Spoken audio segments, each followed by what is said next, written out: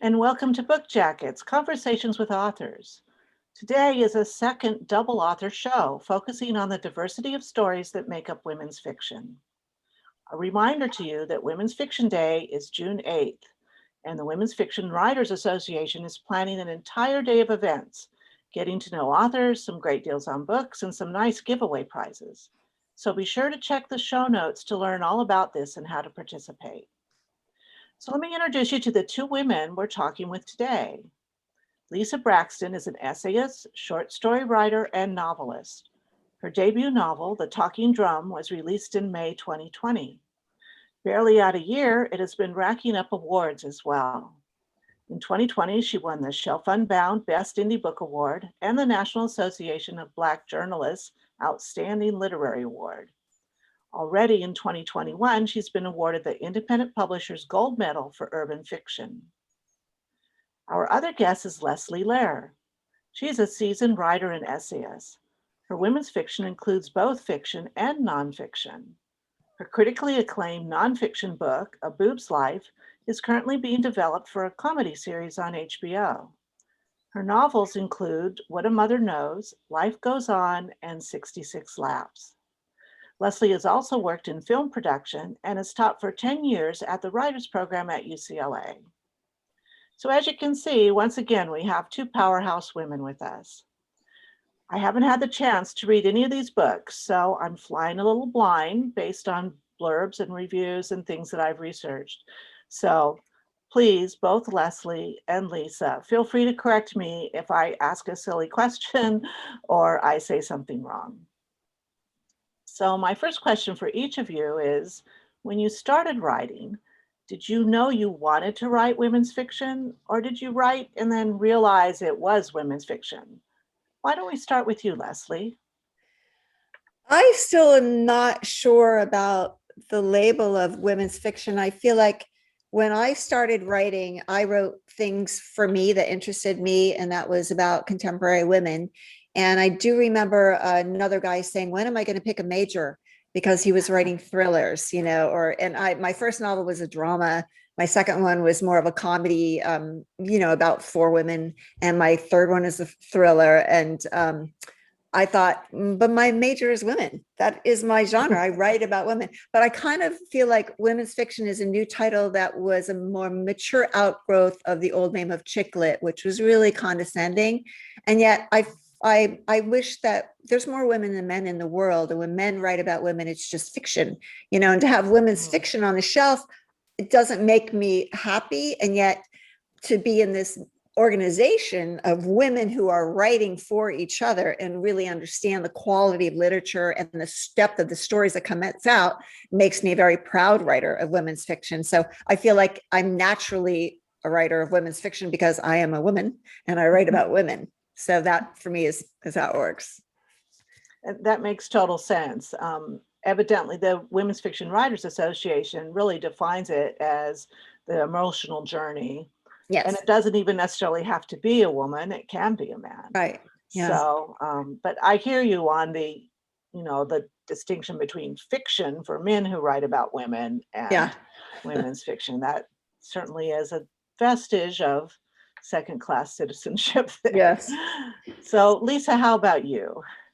Well, my background is journalism, and so when I was deciding to go ahead and finally begin writing that novel that I've been wanting to write since childhood, I felt I needed to go back to grad school and learn the nuts and bolts of writing a novel. So while I was at Southern New Hampshire University in their low residency program, my mentor professors mentioned how women are the biggest readers in the country. Yes. They read much more than men do.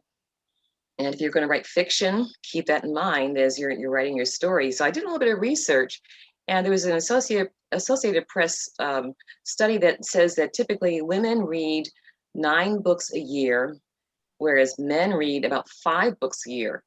And women in all categories, except for history and biography, are the biggest readers. Men only read 20% of fiction. And that goes for the US, UK, Canada. And so it made sense from a marketing standpoint to target women in my writing. And thinking back when I was a child reading my novels, I felt that the authors were writing to me. They're writing to me from a girl's point of view, from a woman's point of view. And as I was beginning to write the talking drum, in the back of my mind, in the back of my head, I would see women in the audience as I'm writing this story. So I felt that I was writing to women. So I knew before I started the first page that I was writing to women readers. Very good. Well, that I'm so glad to hear those two different approaches, because I think it really is representative of the way that novelists approach things. You know, some people just they dive in and they start writing what they want, and they figure out later, you know, what category does this fit into? Mhm. And other people, and you took a very studied approach, which is one that usually works very well for people. It means you're a businesswoman and you're aware of the market. So that's a really great approach. So you both write from really different experiences. And so I'd like to start with you, Lisa. From what I've read about your story, The Talking Drum, it's set against the backdrop of an urban development and all the politics and realities of how that is undertaken. Usually, in my opinion, not helpful things. But beneath it all, what you're really exploring is the theme of what it means to be community. Can you talk a bit about that, the politics and realities of urban development and community, and how you explore that in your book? Yes, I drew a lot of inspiration from my parents, actually. They opened up a clothing store in an urban area of Bridgeport, Connecticut in 1969. And as a little child, watching them alter clothes and size people and wait on customers, I saw where there was more than just a sales transaction. There were relationships forming. In fact, my parents became friends with some of their customers. They became, social friends, and some would come into the store, and it wasn't just to buy something. It was to really talk about the issues of the day. What's going on at City Hall? They're tearing down this building, or how do I get my son into college, and those kinds of things. So I saw that community building right before my eyes as a child. And as time went on, the factories in Bridgeport began to move away, shut down, and a lot of the workers didn't have any place to work anymore, and there was a lot of crime came in more, and also drug problems, and people either moved away or they got sucked into drugs. And I saw where the fabric of the community was beginning to fray, partially also because of urban redevelopment. The city leaders decided that the waterfront area that had the 2 and 3 family houses, the working class people who lived there who had worked in the factories, well, they took those homes by eminent domain to use the waterfront to attract the people outside of Bridgeport and Fairfield County and Westchester, New York, and those areas that had money to come up and come to the Oyster Bar, or put your boat there at the marina, or come up to some of the sports games and spend your money. So it's becoming upscale in that way. And it was very hard to see that happen, and see how the Bridgeport my parents came to as African Americans from the South during segregation to the Promised Land, to see how the Promised Land was becoming frayed. And then I also felt that I finally in my 40s was writing this novel, and I didn't want to just write something that was entertaining to people. I wanted to write something that would make people think. So people who've experienced urban redevelopment, who've lost their neighborhoods, for them to think about these things, to talk about these things, and for people to just not walk away from the book and say, well, that was an interesting read, but to actually think about and talk about the issues that we're facing all over the country these days. And how does that kind of formation of community play? Again, because I haven't been able to read your book, in terms of how people deal with this situation. Well, in my novel, The Talking Drum, Omar is an African drummer. He's come to the US on a Rotary scholarship, and he lives in Petite Africa. It's a fictional neighborhood in the fictional city in my book. And at the time, there's threat of some of the properties have been taken by eminent domain. It's an immigrant neighborhood with people from different parts of West Africa, as well as the Caribbean, and people from some Latinx individuals as well. And he is married to an African-American woman. He's from Senegal. And she says, well, we need to move because they're going to take this building we're renting, this apartment. And he's like, no, the US has been very good to me. I came here on a scholarship. And I know that, Uncle Sam will not, do us wrong. So they're having these marital problems largely caused by the power structure. And then his Uncle Mustafa, is like the mayor of Petite Africa. He's the person who's championing the cause of let's go down to City Hall and protest and storm these meetings and get these people to understand that we need to save our neighborhood.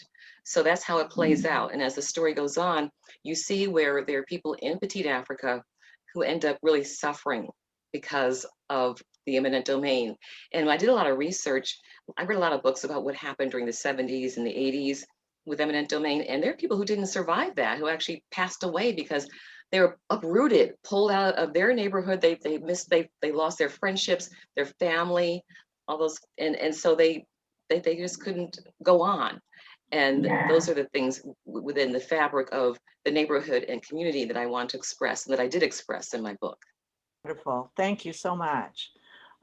Leslie, I'd like to switch to you, and at least two of your novels appear to have more of a suburban environment that your characters are in. Correct me if I'm wrong. Again, I haven't been able to read any of these books. But still friendships and community play a big role. Can you just kind of tell me a little bit about those? I'm particularly thinking of the descriptions for 66 Laps, and I've already forgotten the name of the other one.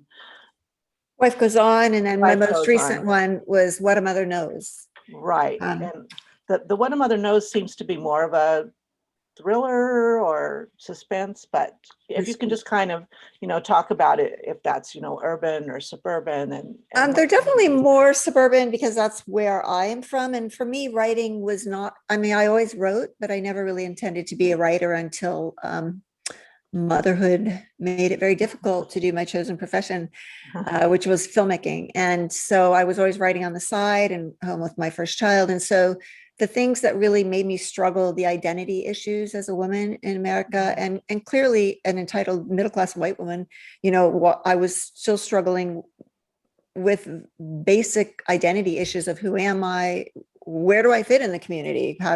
Where's the power? Not with the mother.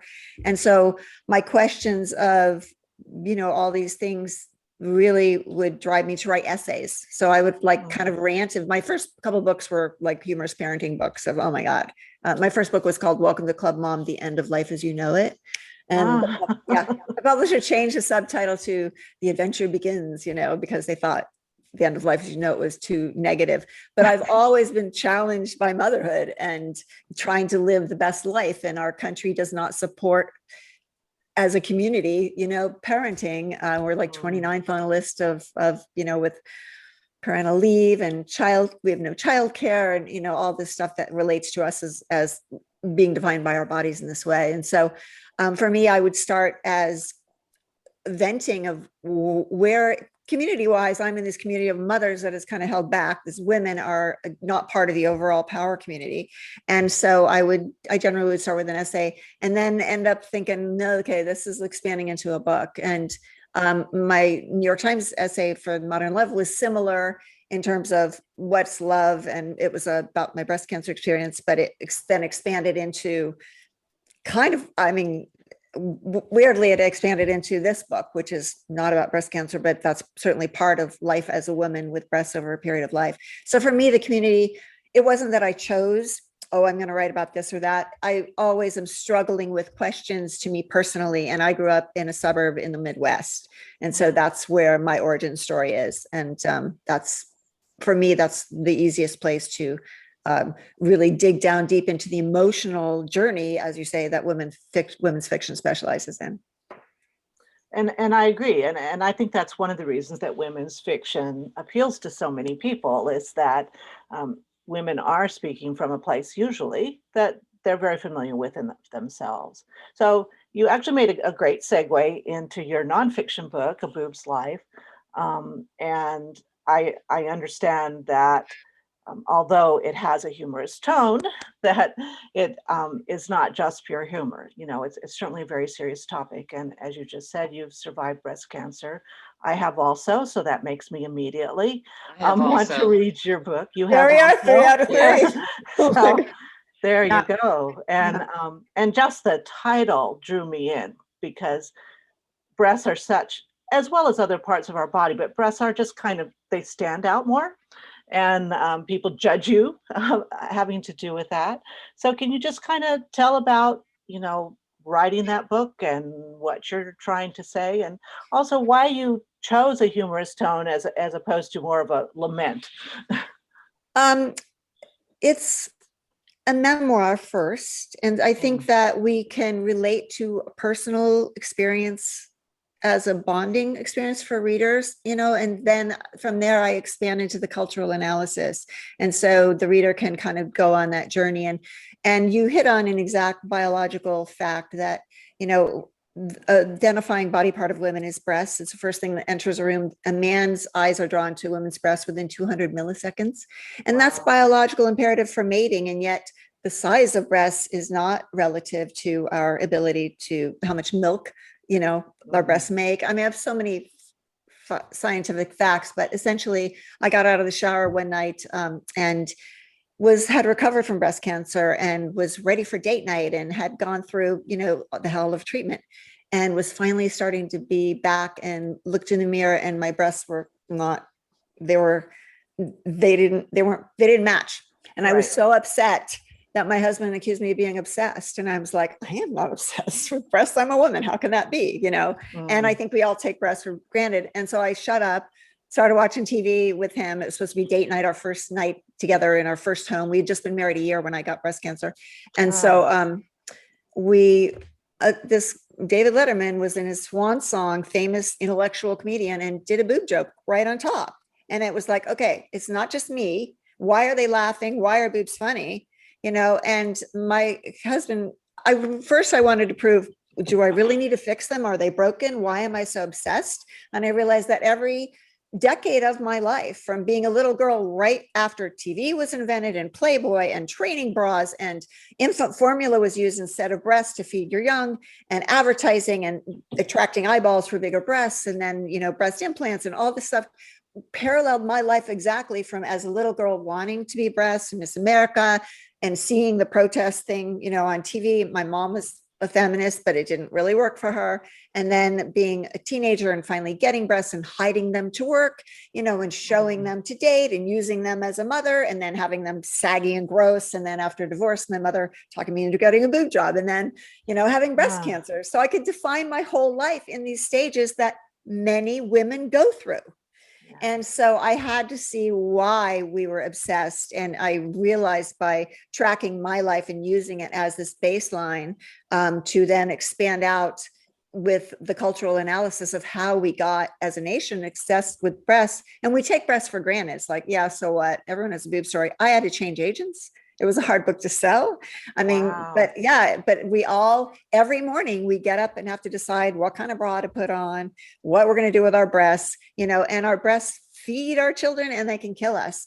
So it kind of rides this whole wave of what it's like to live in a woman's body, how political our bodies are in terms of how we rate in society, and ends up being about inclusionary feminism, which is really equality for everyone, and how our bodies, like you said, we judge ourselves, we judge other people, and that we can't really change the culture of wanting to be beautiful. It is part of the deal. But I think awareness of how we're treated because of our breasts, awareness how we judge ourselves, and also issues like self-care that can really help us prevent breast cancer and how to help other people. So for me, it was just this, I had to explore why I was obsessed with breasts, and then it became, why is our nation obsessed? So it's a cultural memoir, really, with pop history. So.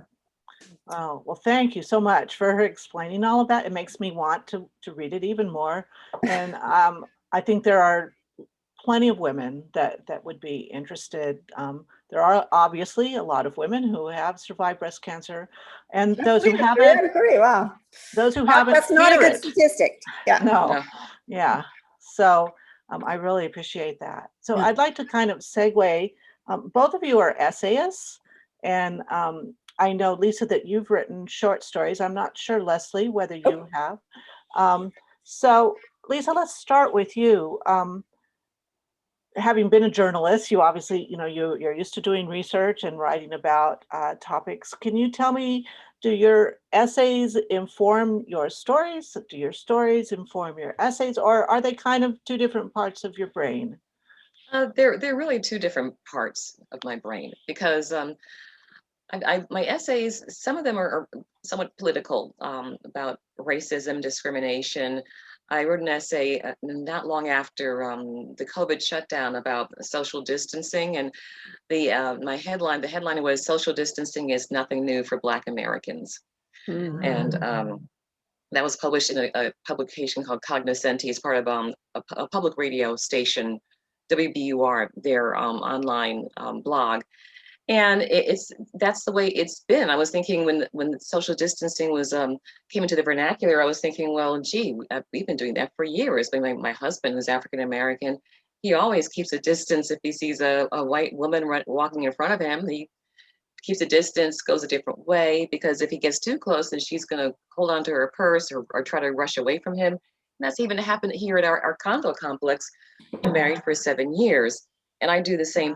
Sometimes I'm thinking, well, okay, I see this white person walking. They're going to think I'm up to something. So I'm going to slow down or go the other way. And moving where I live now outside of Boston, and just taking a walk on the campus of the condo complex and hearing the car door, it locks, clink, clink, clink, clink, clink, like a symphony. Black person, she's going to try to break into our car. Some that I'd done. And then I look back into the past when my parents and I and my sister, who was a toddler at the time, we were house hunting. So we lived in Bridgeport, Connecticut, and my parents were interested in moving into a house in the suburbs. And I was maybe 7 or 8 years old, and we toured this house in Fairfield, Connecticut. Nice home. And afterwards, we walked out of the front door, and the entire neighborhood up and down the street, all white, they're standing on their lawns all the way up and down the street staring at us. And I said, hey, why are they standing there?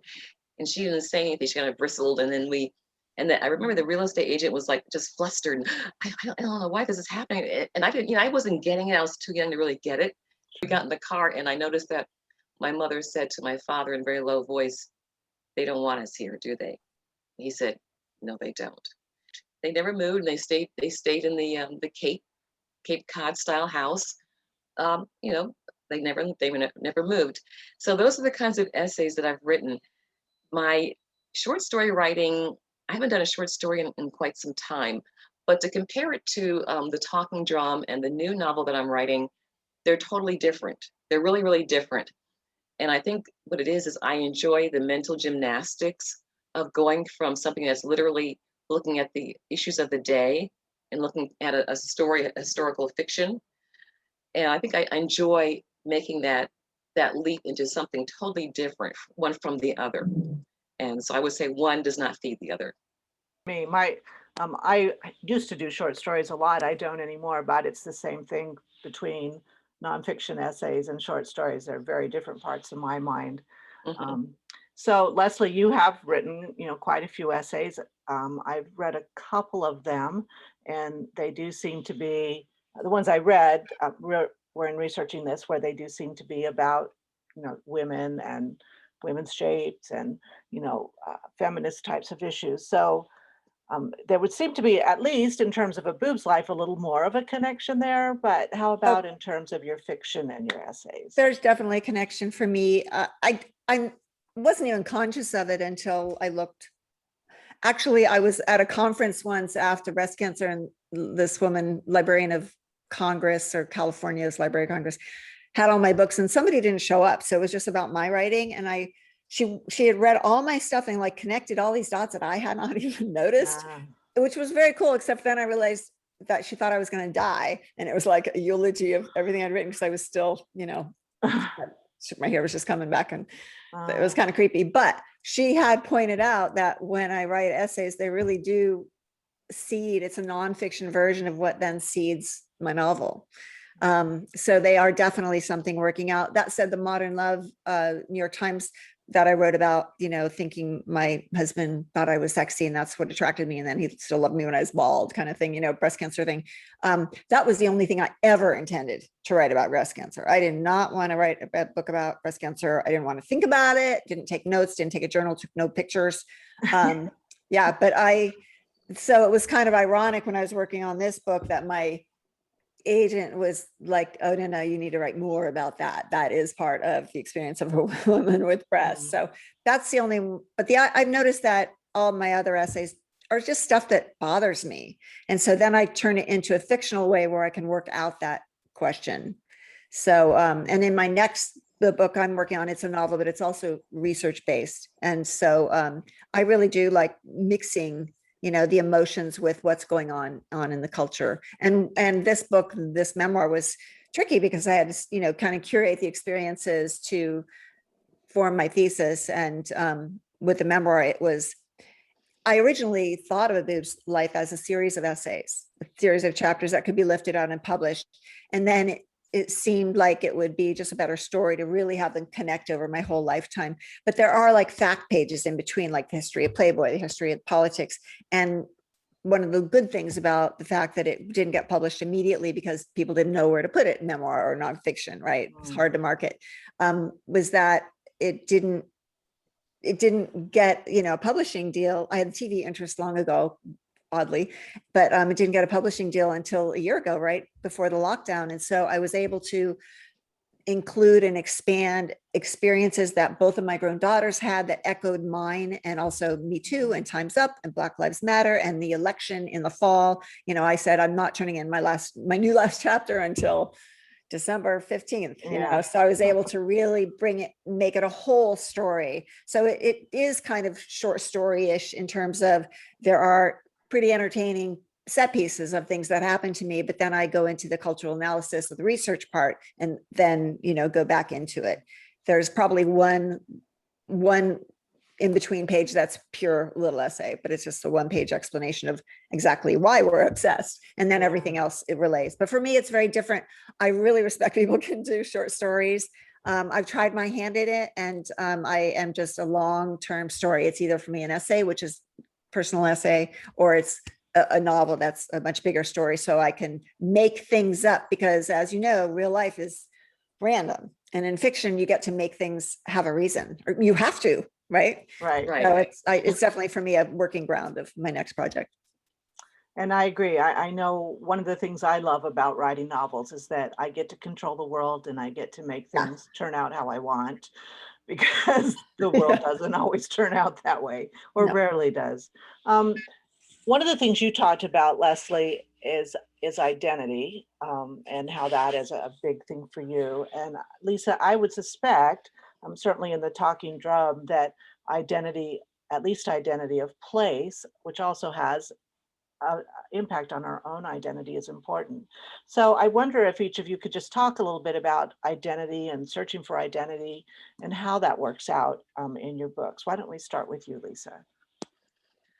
Well, when you bring up identity, I think about my main character, Sydney, who is trying to find her place in the world. She was in college, began law school, married a professor who she met. He was not a professor in her department. There was no conflict there.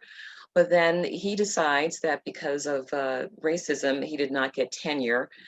And so he decides that he's going to quit academia and move back to his hometown in an urban area, Port City, and open up this bookstore.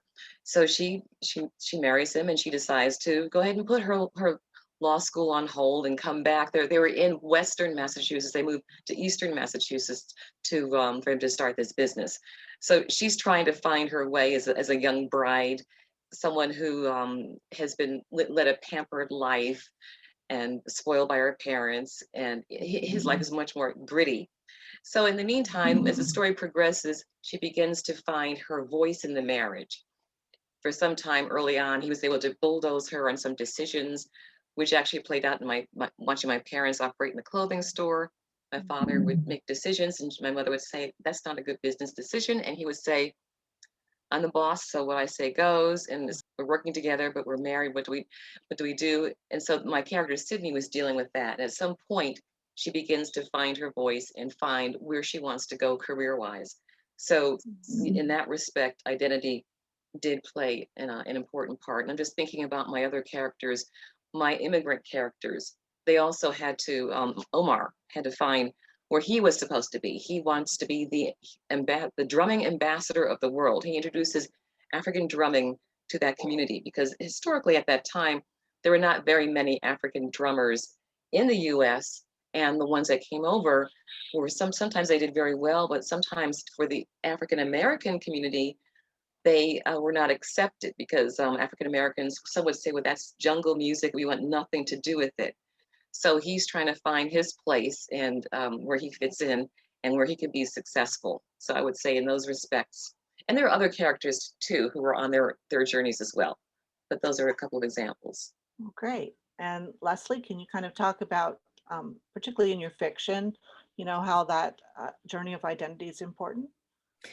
Yes, well, obviously my first nonfiction book was about kind of what the F is, what is it like to be a mom when I was a career woman, and where am I and what's happening. I wrote a movie that came out about the same time, independent film, about a young sheltered woman. What would it be like to be a worldly wealthy woman? That was actually a murder mystery.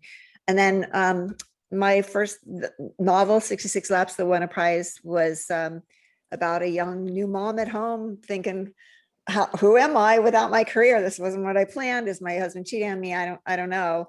And then the other one was Life Goes On, is about a woman who has 4 friends, she makes 3 friends with other women who are getting a divorce. And who are you if you're not married, when your identity was, I'm this mother or married woman, and suddenly, this drastic change in your life. And then What a Mother Knows was a similar search of this woman who was actually a busy career woman, but a mother first. And when her daughter disappears and she's in this car accident and accused of murder and can't find her daughter, who knows what happened and what did she do? And, it's like, who am I without my daughter? And how do I matter if, what did I do to be a good mother? And, all those kind of questions of identity. And then my boobs book, seriously, is about how breasts define women in so many ways through so many parts of our lives, in ways that the whole culture takes for granted. So for me, it's all about gender identity and sexual roles, and how the female is treated because of this one particular body part that represents us, and by our gender. So it's all about who am I and why am I and what's my purpose. So. And I think for many women, that is an ongoing question throughout their life. Excuse me. Just because also of the roles, but and we change throughout life, who we Absolutely. are as a young woman, and who we are as a mother, as you've pointed out, or in middle age, or in retirement, like I am. Absolutely. You don't And have our a bodies job. are, exactly, but also the culture likes to see us in either or, whether it's racial or gender or just our identity. The women are kind of that old Freudian Madonna whore. Either our bodies make us mothers and sweet, or sexy and tacky, or, and so, but for real women, we're very complex and we have so many other roles. And I think that's part of why there's so many issues of who am I now and then, and, what does this stage of my life mean to me as a person? And how's my womanhood defined? So. Oh, really wonderful. I have one final question before we close today, and that is, what's coming up next for each of you? Are you writing another book? Are you working on a movie? What can we expect over the next year or so? Lisa, how about you? I have been working for several years now on a second novel. This one goes further back in history to the 1850s in Boston, the Beacon Hill area of Boston, where you have some fugitive slaves who now change their identity to being free people of color. Some of them were in hiding, but they kind of put that aside, and they're working as entrepreneurs and working 9-to-5 jobs.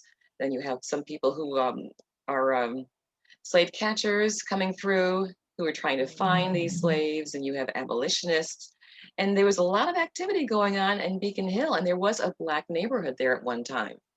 And that hasn't been explored very much in fiction. So that's something I'm working on. I'm really enjoying the process of digging back into history to see what it was like back then. Sounds very, very interesting. And I also um, will be interested to see how history informs people's journey even into the present. I don't Right, know if you're exactly. going there, but that always is Yeah, interesting. I need to make it relatable to contemporary audiences, definitely. And Leslie, what's coming up next for you? Well, the audiobook just came out 2 weeks ago and I narrated it. So next I'm going to listen, see how Oh, wow. scary that is to hear when I was crying or laughing or whatever. And then I'm starting to speak to universities and hoping the book is used as a text for gender studies. And the, television show is in development. We're in the pilot stage, and that's a long deal. Hopefully that will really happen, and I'll be executive producer, so I'll get to have a role in who plays me and what my boobs say. And then the paperback comes out next year. But honestly, right now I'm doing so much promotion from this book. It's very weird to have a COVID book, as the whole thing came out. Everything I've done is online. But I'm very eager to get back to. I am working on another novel, and it has a lot of the same themes of identity, has to do with both race and gender and relationships in the late 60s.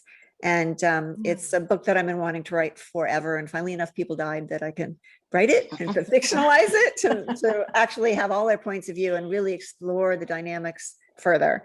So I'm eager to get back to that. And I think the boobs obsession is my piece out there, my mission in the world for women to stop being so judgmental of ourselves and practice better self-care and love our bodies even when they're not prepubescent, and be more empowered and fight for legislation that's going to help us. And so I feel like this is a book that I'm going to always be promoting and trying to get the message out. And every woman who gets a mammogram I'm going to be one woman every day. It's good for me. I work with Stand Up to Cancer and the Breasties.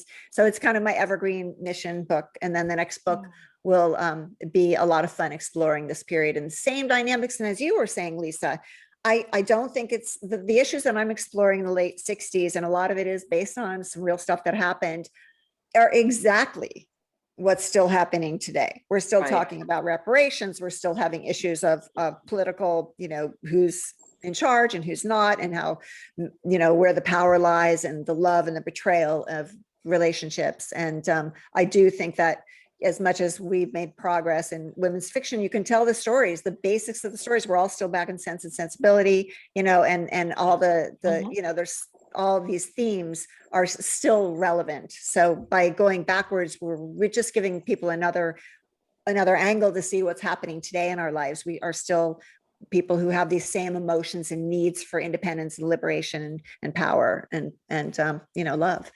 So let me ask you, Leslie, really quickly. How does a writer get a deal with HBO? How does that happen? That was total luck. I've been a screenwriter before. I'm in the Guild, but I haven't written screenplays for a long time because I found as a woman, it was incredibly difficult. I was in production for a long time. Nobody wanted my stories. And then I thought, I'll write books and maybe they'll get picked up. But this one, and I did sell a couple of screenplays, but this was somebody who what I knew by first name in a parenting group. And she said, and I was actually helping her with her writing. I'm a writing consultant. I work with Truby Writer Studio, and I help people write query letters and proposals. And I read her book for free and just gave her some notes because she was a friend that I knew. And so she said, let me read what you're writing. And I gave her, this book did not sell in the proposal. And so finally I was frustrated and I just wrote the whole book. And so I gave her a draft even before I sent it to my agent. And she loved it and said, I know some people that I could shop it around to. And my agent was like, no, don't do that. And I was like, what I got to lose? Usually it's a bestseller that gets this treatment. I've never had a bestseller. I always get published, but I'd love to have a bestseller. But meanwhile, she did know some people and got it to Salma Hayek, who loved it, who was, wow. Salma Hayek and Dolly Parton for me are the boob heroes of the world. These are major feminists working for the greater good and use their boobs for power. So yeah, it was just, you know, and everything I've really sold has kind of been that way, where it's just a matter of talking to people and building relationships and taking chances. So it was just a lucky thing. And she believed in it. And honestly, when I thought, is this a stupid book to write, you know, in the throes of rejections, her belief in it, and was like, she's been working for free still, unless it happens, you know, unless it actually gets made and is on the air. So it gave me a lot of faith. And so it was just one of those weird, lucky things, you know. This whole book was like that night, oh, this is my next book. You know, this book has been a very odd journey. And so I want to just believe that it was meant to be, and hopefully will help some people. But I mean, I would say your book has won a bunch of awards, so you could probably have your agent or your publisher. Right now, it's in the pipeline. They want a lot of product, and you could go the formal way and get a film agent for it. And I'd be happy to refer you to mine. So I got them after the fact, though. I never did anything the right way. But now I do have a lawyer in my corner and things like that. And it's just, there's so much luck involved, really. So I'm just, this one so far, I've been lucky, and we'll see. We'll see if it sells books. I don't know. That's my baby, is the book. Whatever else happens is gravy, you know. So it's having the right connections and just timing and luck. Not even having correct connections, but making connections, talking to people, not trying to be out there and believing in yourself. For me, is really hard. I'm like, who cares? Nobody's caring about boobs. And suddenly everyone was caring about boobs. And it's like, yeah, see, I thought so. But your book is fantastic. And I'm sure that, you know, if you just keep making those phone calls and connecting with people, it's, you know, you'll be there too. And then the next book will be easier. So thank you, Lisa. That's an invitation from Leslie for you to take advantage of her and her connections. You need to do that because that's the how it reality works. is there is a lot of need for content because there's so much cable now. So it's not just, you know, for television. It's not just the big studios, and for that matter, I mean, you know, you have Netflix, and everyone's now coming up with original content like Netflix, Amazon. So there's a lot of places to sell, and you just need to find some people who know where all those places are. Somebody loves your project. Well, we've run out of time today, so let me thank both of you truly for participating in this special conversation in celebration of women's fiction. It's been a pleasure getting to know you and your books. Well, thank you so much. It's really an honor. I remember when the first founders of the Women's Fiction Association, you know, founded it, and it's been just wonderful to see it grow and be a part of it. So thank you. Thank you, Maggie. You're quite welcome. And to my listening audience, thank you for listening to Dust Jackets Conversation with Authors. Don't forget to check the show notes for everything happening on Women's Fiction Day, June 8th. And also in the notes will be things about how to contact both of these authors, learn more about their books, and what's going on in their lives.